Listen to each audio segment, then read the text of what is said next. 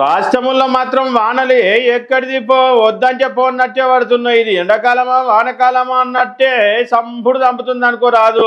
ఈ ఏడ పడితే ఆడ వాన పడేసరికి ఇగో రాష్ట్రముల్లో వరి ధాన్యాలు అంతా కళ్ళాల మీదనే ఉన్నాయి.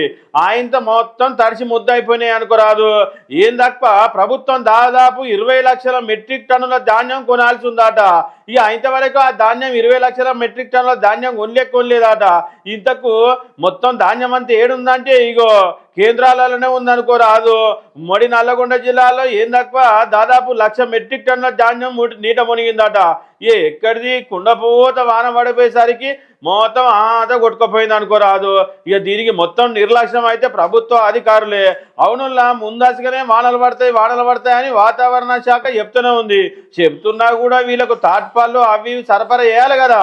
మరి ఏం సరఫరా చేయకుంటే ఇగో గిట్లా ఒక్కసారి వాన వస్తానికి రైతన్నలు అయితే ఆగమైపోయారు అనుకోరా అదిగా.